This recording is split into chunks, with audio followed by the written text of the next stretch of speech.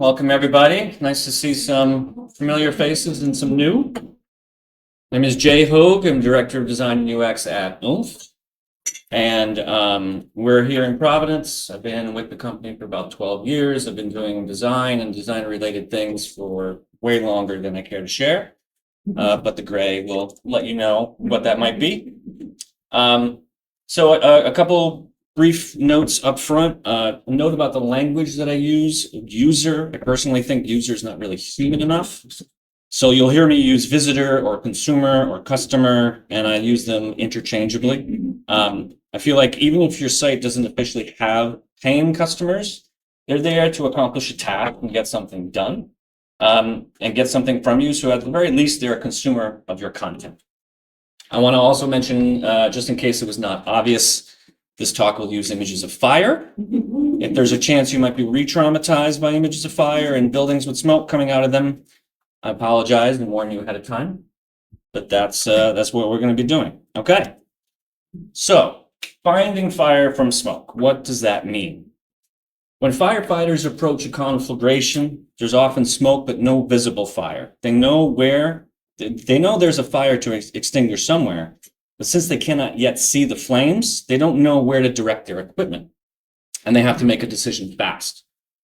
So imagine a scene, right? A large building with smoke pouring out on one side, no visible flames yet, maybe just an eerie glow from what seems like everywhere.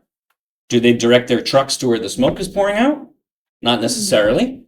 Smoke always finds a way to escape, but it might not be where the fire is. In this scenario, on one side of the building is the smoke, but on the opposite side is where the fire happens to be. And here, open windows on that side are feeding that fire with oxygen, and the incoming draft prevents that smoke from escaping. So the smoke travels through the entire building until it finds its way out the other side. If they directed their engines at the smoke, they wouldn't have been extinguishing the source, and it would continue to grow and increase in intensity and damage. So in this metaphor, developers are the firefighters' first responders. Smoke has been detected, and the responder needs to read the various signals to find the fire and extinguish it. But even though the fire might be put out, the root cause of the fire can still be unclear. You might put out a large portion of the fire, but small ones continue to burn. Or the fire might rekindle, making it clear that the root cause is much larger. So when you need a deeper analysis of a fire's root cause, you need to use your experienced professional as that fire investigator. In software development, fire metaphors are widely used. Some of these should sound pretty familiar, and I'm sure more than a few are part of your daily vocabulary. Things like code smell. When the code itself has qualities that indicate it might be the cause of some problems. I'm sure experienced engineers in the room have a keen sense of code smell. Smoke testing. An early phase of preventative testing to find vulnerabilities. Firewalls, part of a system or network designed to block unauthorized access. And in firefighting, actually, a firewall prevents a fire from spreading rapidly from one space to another. Catalysts, lesser used probably, but the idea of something that can feed a fire as a metaphor for outside forces that drive us to consider refactoring code or creating a new feature. These can have positive or negative connotations. And then, of course, putting out fires. We've all experienced the urgency of running from one smoking pile of code to another.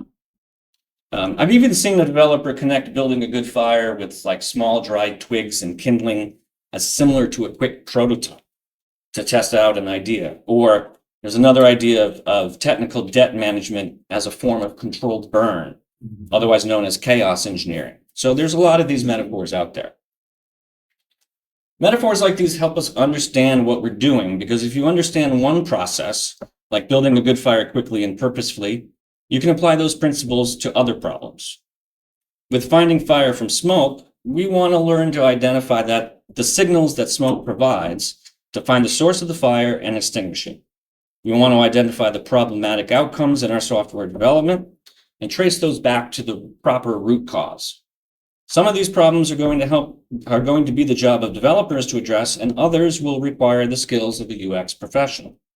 So, what are these smoke signals when we apply them to software? For engineers in the room, the first group of smoke signals are obvious, and I'm sure you deal with these almost every day. we have things like error messages. The most obvious and most useful smoke signals are probably these. What line of code, what JavaScript package, what browser interpretation is failing. The messages might be a misdirect once you dig deeper into the problem, but they're often a great place to start. These messages might come from browser console logs, server logs, stack traces, pipeline tests, and things like that. Regression issues, though, when you think you've doused the flames but they rekindle, well, a firefighter knows there's larger issues to deal with, and they might be hidden heat sources or incompatible extinguishment methods. Similarly, when code bugs come back, it's usually a sign of a larger problem. That signal might tell your team that there's a refactor needed in the near future. External access tests might expose openings in the system. These are largely technical in nature again and can be diagnosed quickly as long as the team is aware that the opening exists. Performance issues, so slow loading pages and assets, are signals of infrastructure or code issues. Maybe database queries are not optimal, or the hardware and bandwidth are not the right size. Maybe the asset delivery system or caching layers are not performing. These complex signals can highlight all sorts of problems. The last category of development bugs are often internal and not public-facing, but they do prevent content teams from making their messages accessible to consumers. The build failures might have error messaging of their own, you hope, to help locate the source of that particular problem. And then finally, there's browser bugs. As long as the bug can be reproduced, these are also pretty obvious to experience and start to deal with. The signal, again, might be obvious. A piece of the interface is not rendering or a piece of the functionality is not usable, but the source is often more elusive than that. So this group of code-related smoke signals is a big part of software development and the day-to-day maintenance of any code base. These rarely have UX cases associated with them, and they might be difficult to solve, but at least the signals are present and fairly easy to use. UX problems have different smoke signals. Many of them are not rooted in the code, but in the business goals of the client or project. After all, again, the website exists for a reason. It needs to move consumers from the top of the funnel to the bottom, whatever that funnel might look like for you. It needs to direct a consumer to take an action, complete a task, or find a critical piece of information. Therefore, UX smoke signals largely ladder up to missed business goals and poor customer conversion. Again, regardless of who your customer is. Now, signals that your site or project are not hitting business goals might fall outside of your team's focus day to day. Depending on the organization, you might not be aware that these goals are being missed. But when and if you do hear of them, the previous smoke signals are probably not going to help you extinguish that fire. When I think about tracking the success of business goals, I think about two groups of indicators, leading and trailing. It's difficult to identify leading indicators for business goals. So leading means things that might tell us we should be expecting a change in user behavior in the future. And that change could be good or bad. For firefighting, a leading indicator might be the lack of rain we've had over a long period of time here in New England. In software development, a positive leading indicator would be that a new set of newsletter emails were going out to customers with a promotion that should lead to an increase in traffic or sales. If there's solid communication in your organization, your team of engineers will be aware of these activities and should prepare for an increase in traffic and possible infrastructure enhancements to support it. A negative leading indicator would be a known bug in an important process, like a checkout form. The team knows there's a browser bug that affects X% of users who make it to part 2 of a certain form, for example. So we know the front end is preventing a customer from completing an important business transaction, and therefore we know there might be a slight dip in conversions until it's fixed. More often, we're faced with trailing indicators, data that tells us we have an active conversion problem right now that started sometime in the past. Most of our previously listed engineer-focused smoke signals are also trailing indicators. I've broken our UX-related signals into 3 categories: conversion metrics, behavioral metrics, and feedback metrics. These kinds of signals are different in that they're problems with the user experience, and they're likely rooted in human behavior. They're a mismatch with expected interactive patterns, content quality issues, or consumer trust problems. The first example under conversion metrics is a decline return visitor rate, which means fewer and fewer consumers are coming back to the site. Another example might be a drop in conversion rates just kind of across the board. While not all sites, again, have a typical e-commerce funnel, all sites do have some kind of user workflow where you're moving them from one stage of understanding to another and getting them to take an action. For a simple blog, the quote conversion rate unquote might involve getting from the landing page to a blog post or from one blog post to another. For a government or nonprofit site, it might be getting citizens to sign up for a free program or class. There's a notion of high form and cart abandonment rates. This metric, again, sounds specific to e-commerce, but remember, even a contact form or newsletter sign-up form has results that you can track.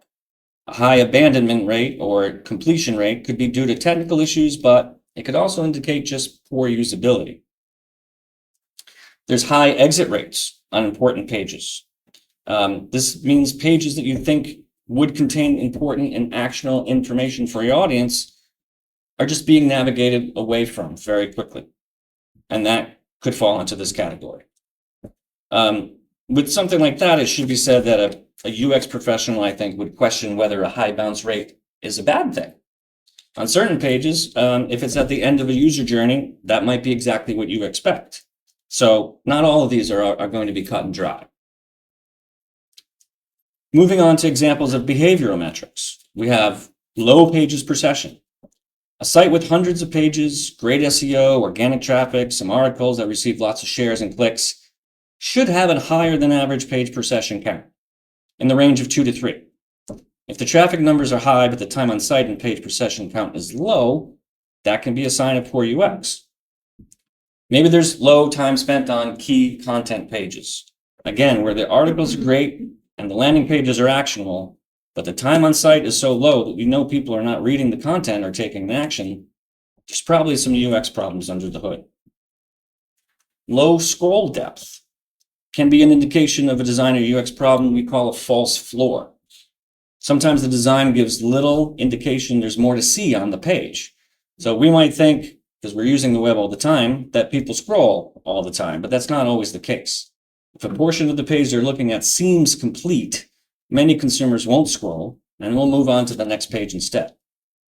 Now, again, depending on the page's intent, low scroll depth can also mean that they're finding exactly what they want right away.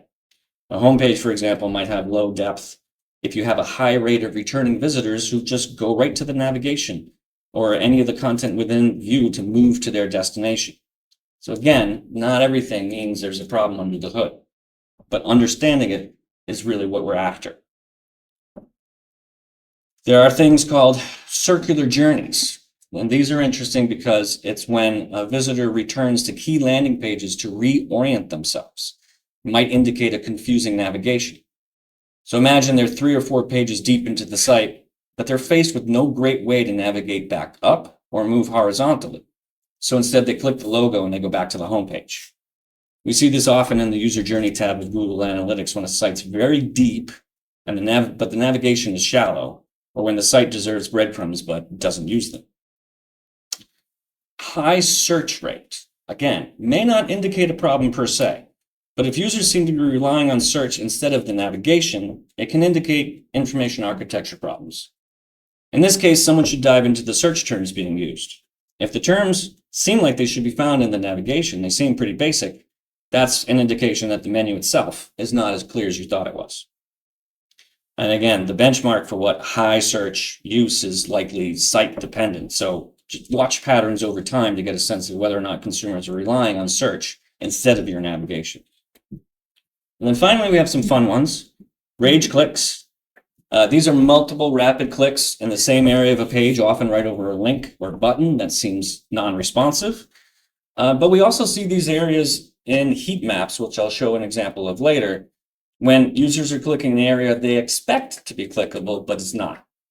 So a great example of this is images associated with an article.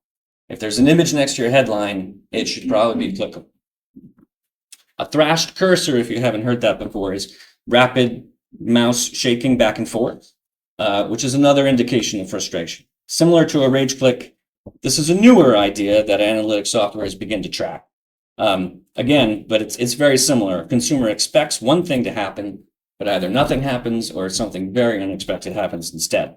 And their frustration comes through with a shaking of a mouse or a rapid click. It's almost like, I wish we could track how hard they could click it.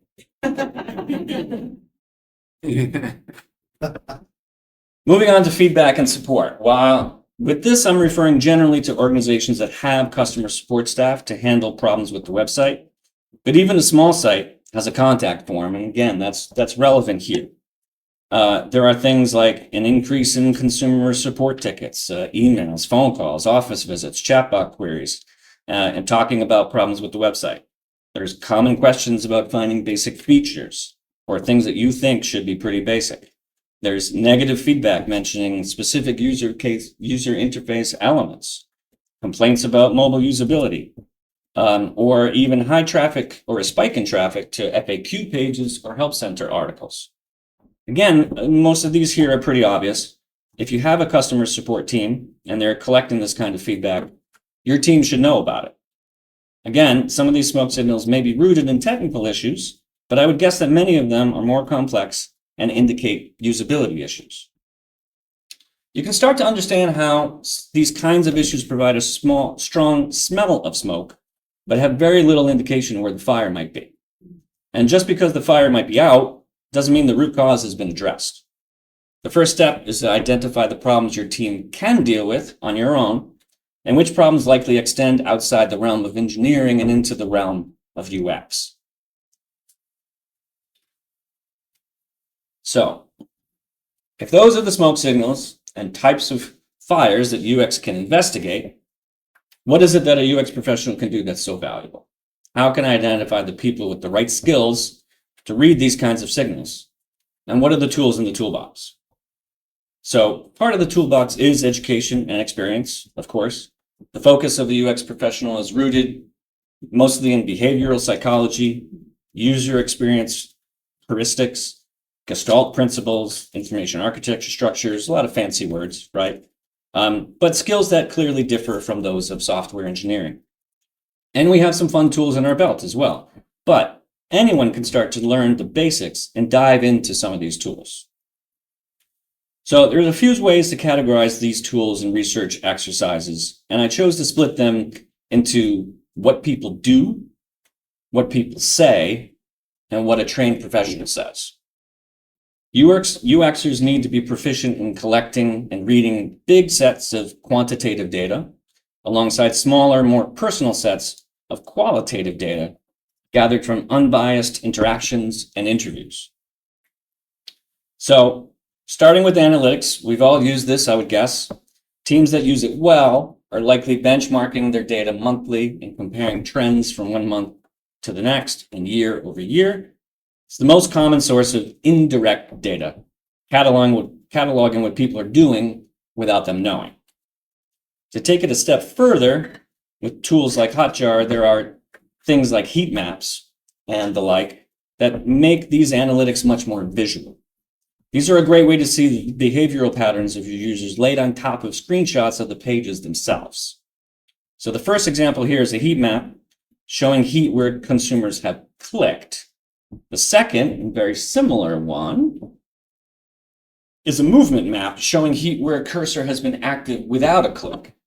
And this can expose interesting patterns as the cursor typically is a substitute for the visitor's eye. And the final example is a scroll map showing how far visitors have scrolled on average. The cooler the colors get, the fewer of your audience members have seen that content.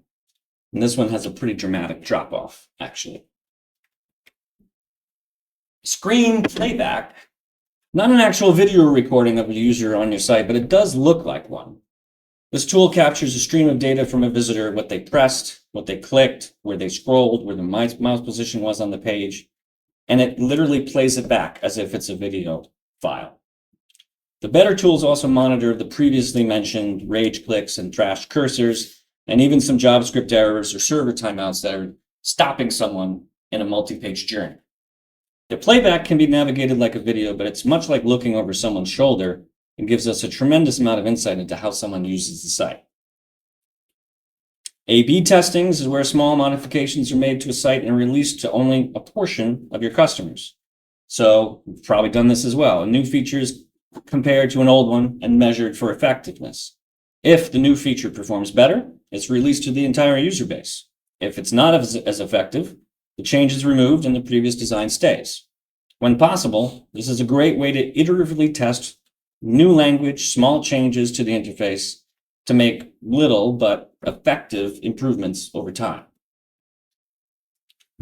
Now, switching over to what people say research, we have the humble but still very popular survey. A visitor survey is still a great method of gathering information from your consumers, though it does need to be short and well crafted to avoid leading questions and bias. These are typically placed on a site as a pop-up or something like that after a couple seconds of activity, or we prefer to do them after almost a minute so we're not hitting someone right away and they get annoyed, or they can be sent out to consumers as part of an email campaign. Talking directly to people is really the best way to gather feedback and to understand how your consumer perceives the value and functionality of your digital product. Just like a survey, though, the interviewer needs to ask questions that don't lead the interviewee towards a particular answer. And the interview situation needs to be comfortable to get the most honest and accurate answers.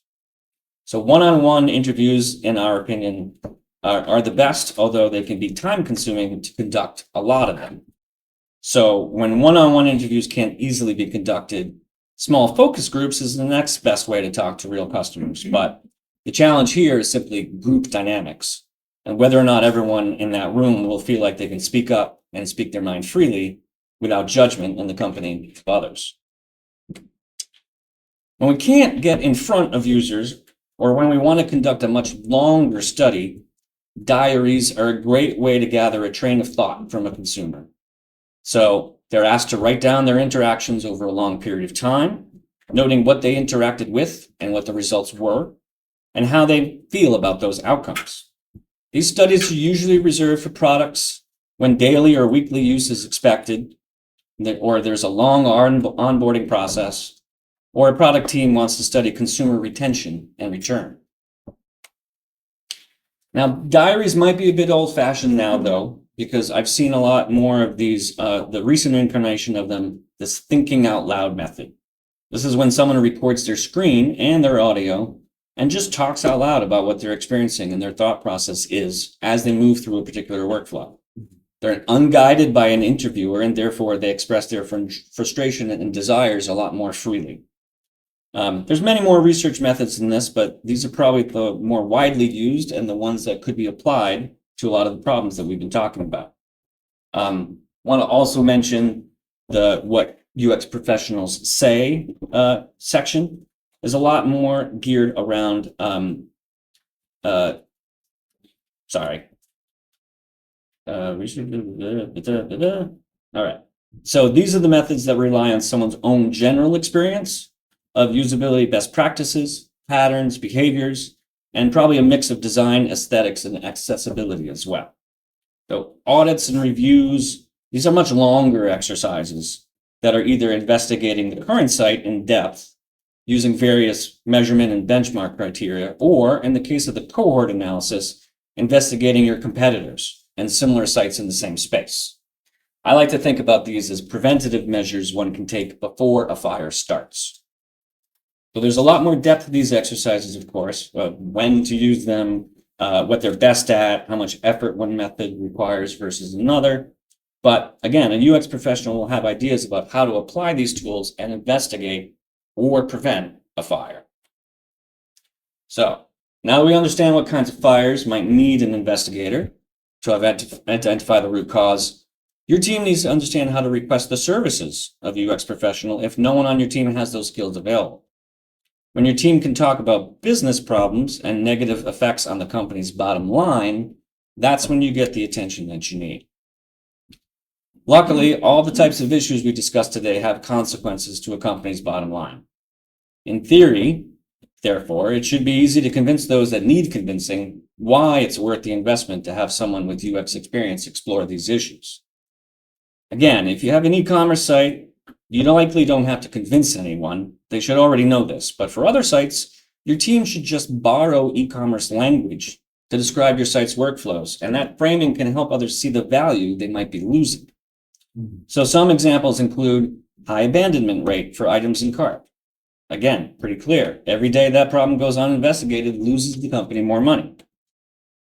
Another one might be low completion rates on a contact form. Maybe your business is not as cut and dry as e-commerce, but again, that sales team has this contact form that they simply love and find very valuable. If conversion has dipped or your own experience using that element is poor, that's an indication you have poor UX that needs investigation. But even if your site's a blog, low pages per session and low time on site should make you worry. If the UX of the site is making it difficult for readers to consume my content, is that what the problem is? Or do readers simply find the content itself worthless? Wouldn't you want to know which one you want to worry about? A UX professional should be able to help figure that out. And if you can't get the higher ups to fund a small UX initiative, maybe some of the tools I've mentioned will help you or someone on your team get started with your own UX skills. Ideally, UX is part of any maintenance process. In some organizations, UX is always on. It's an asset that constantly monitors the performance of key workflows, just like an engineering team monitors security and infrastructure. But for those teams that don't have UX research embedded in their iterative improvement workflow, there are still ways they can start to embody some of the same principles a UX professional will. Anyone on any team can start to develop a customer-centric mindset. Instead of thinking about every problem from the perspective of an engineer or business owner, think about it from the point of view of your customer. Regularly ask during planning and review meetings, how is this feature going to benefit my customer? Or ask, what might they be expecting that our site's not delivering when faced with a smoke signal that falls into the realm of UX? And, not every set of user interviews needs to be 10 or 20 people. Sometimes talking to one or two is enough. Get outside your own head. Ask someone you know to try a feature on your site. Ask them questions about what they expect to happen versus what's actually happening. Observe them interacting with the product to identify challenges and gather insights. And if it's appropriate, ask your mom or dad to use the site and be prepared to learn a lot about how many customers look at the digital world. Finally, leverage free UX resources. There are many, many great tools with free trials as well as sources of UX educational material out there. Search for online resources that explain heuristics and offer guidelines and frameworks for audits and reviews. Subscribe to newsletters like the Nielsen Norman Group or others and explore their database of user experience articles. Read case studies and articles on UX for inspiration and best practices. After your team has started to think in a more user-centric way, you can start to prepare your case for a UX consultant. You can continue to think about the business case and how you will convince your bosses of the value that a UX consultant can help unlock, but also start to prepare a foundation of data. Before engaging a UX professional, teams can set up tools right now to gather data. Most teams already have something like Google Analytics in place, but additional tools can help capture more data that will be more useful over time. So again, we love recommending Hotjar because it's relatively easy to set up and start to use. A non-professional can watch a few videos to understand how to read the data, and the sooner your team can create a pool of historic user data to look back on, the better informed a UX professional will be when you can get one involved. Keep a list of user pain points, usability issues, and workflow inefficiencies. Even if you can't do anything about them right now, a list of known issues that keeps increasing in length might help make that case for a UX professional to become involved down the road. And when they do, again, they can immediately start to explore those problem areas. You can outline the business's ideal outcomes, such as smoother workflows, reduced cognitive load, or improved navigation. You can try to express what a user would experience if the ideal were happening and compare that to what's happening instead. All of this helps your team become very clear about the impact a UX professional could have later on.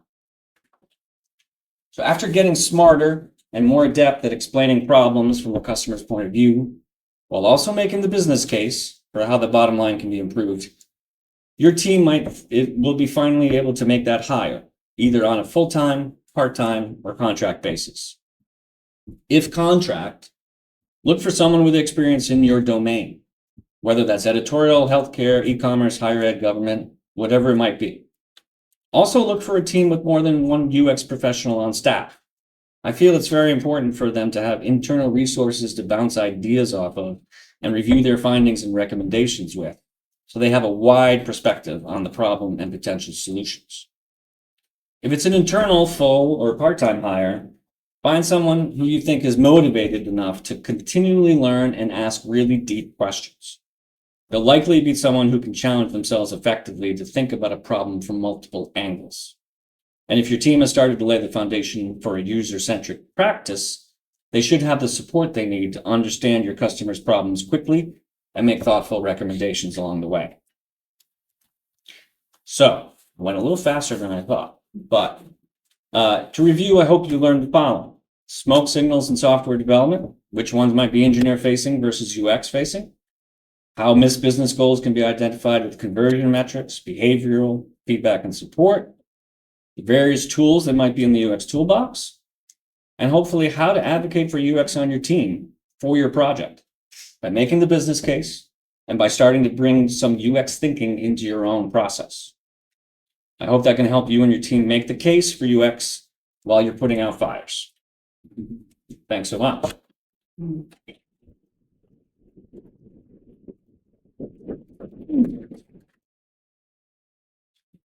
That's me on a good day.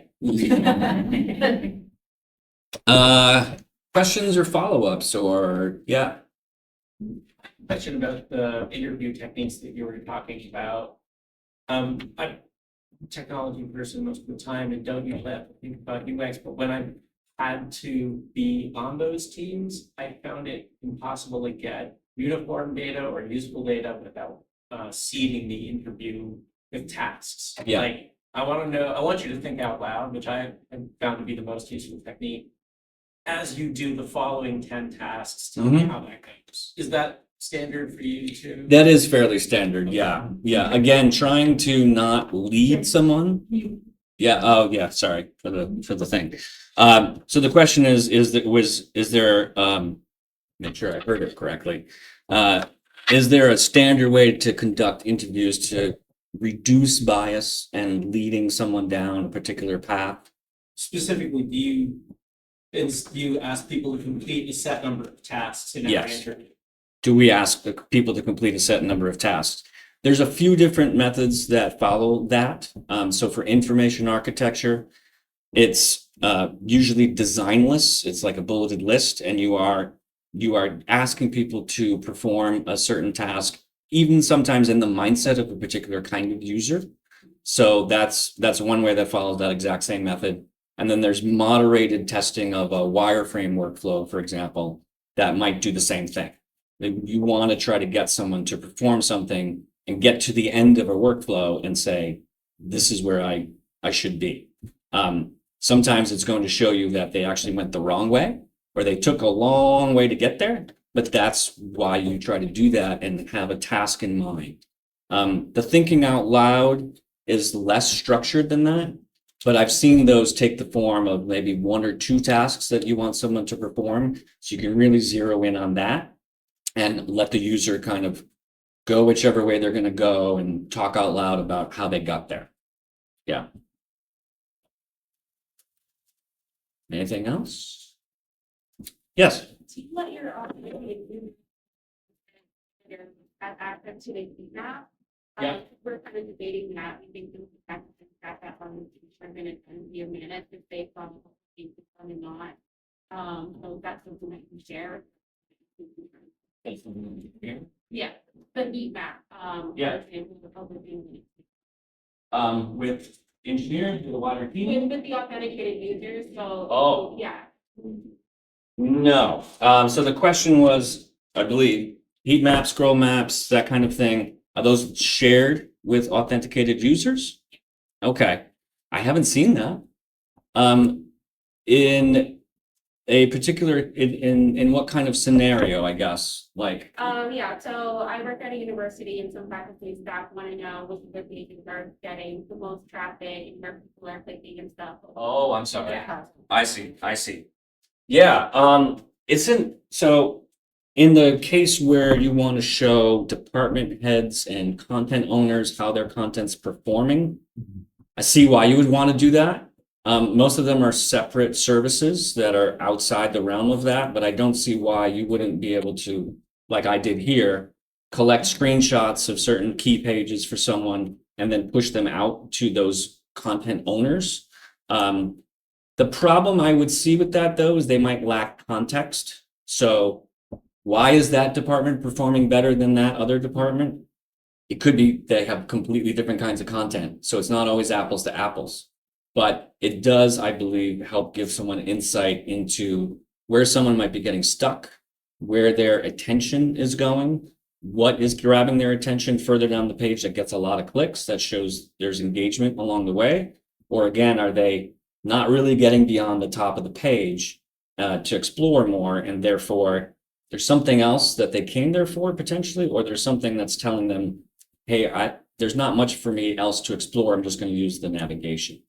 It's a little tough to read all of those kinds of signals sometimes, but when you mix them together, well, all three of them sometimes, and look at mobile and desktop for each one of them, you can start to paint a picture of what might be happening. And it at least gives you a couple hypotheses you could start to test out. Yeah. Cool. You said you weren't going to have a question. I know, I tried to come up with it. It's kind of two things. The first is the screen recording. Is that for a whole session? Yeah. Cool. Okay. That's my first So, one. yeah. Screen recordings, is that the whole session? Yes. They are a little creepy, I will say. They feel creepy. It's good to know it's not an actual video recording. It took me a while to figure that out. I thought, this is weird. But no, it'll tell you the duration. Some of them are really long, but there's big gaps in inactivity because people are switching between tabs or something. So the video will skip long periods of inactivity, but it'll still show. You can play it. Why would you want to sit there while nothing's happening? But it'll typically skip that by default. And then with Hotjar, you can tag a certain point in the video to say, I see there's a frustration here, or I see that they've gone back to the homepage 3 times now, things like that. And that to me is, again, you're looking at one person, so you don't want to put too much emphasis and weight on that, but it does start to uncover thought patterns. And then you can go back to other tools and see, is there other data that helps support that same thing I am seeing?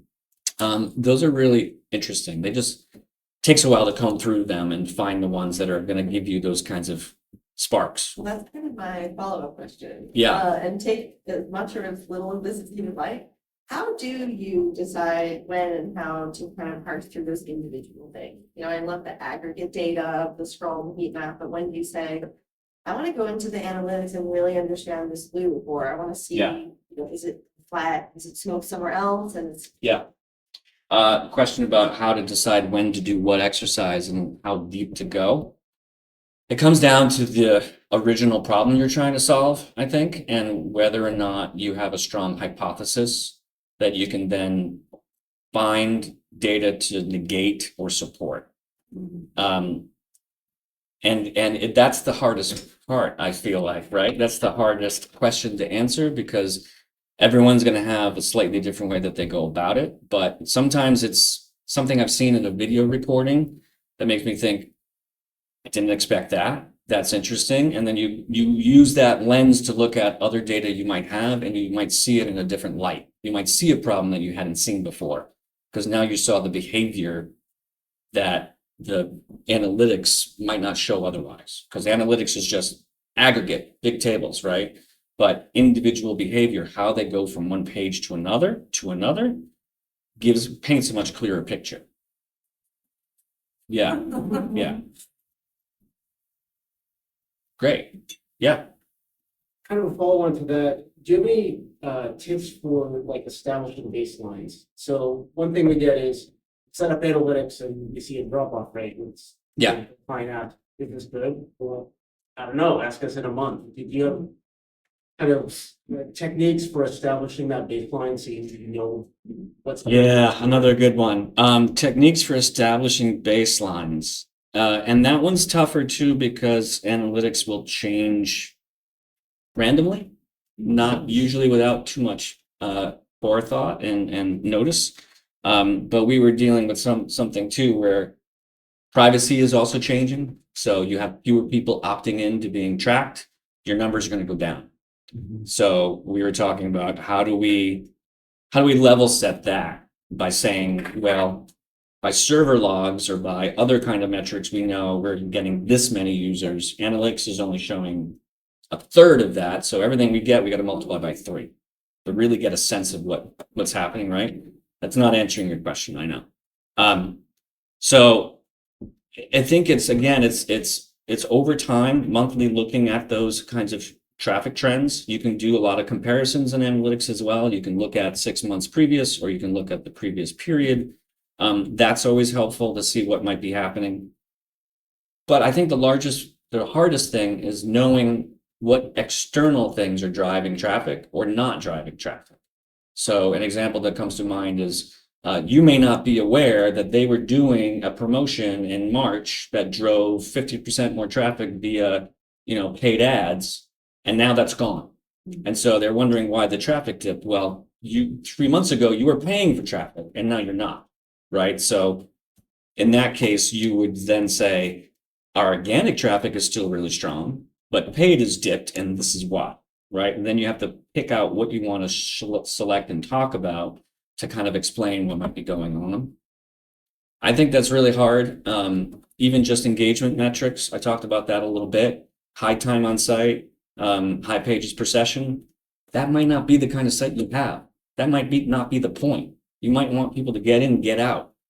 High bounce is good in that case, right? So knowing the context in which you're giving these numbers to people is super important to make them remember the typical engagement metrics they might think about are not important for this set of pages or for this particular workflow compared to other things. So that's a long-winded way to not answer your question, I think, but it's fairly complex. It sounds like part of the context there is having the people who are looking at the analytics have familiarity with the broader context of the property as well. Yeah, absolutely. And again, like in that example of engagement, you might need to create reports that segment these workflows are tactical. They should have high bounce and low time, where these workflows where people are engaging with long form content need to be higher. So you can really put more of a dividing wall between those things and look at them individually instead of